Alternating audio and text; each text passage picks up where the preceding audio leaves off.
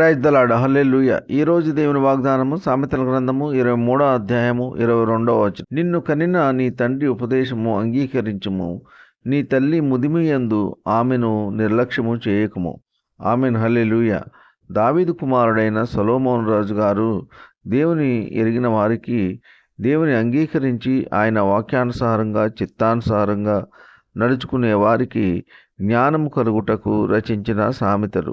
మరి నిజముగా ప్రియ సహోదర సహోదరి, పిల్లలైన వారు తల్లిదండ్రుల మాట వినాలి.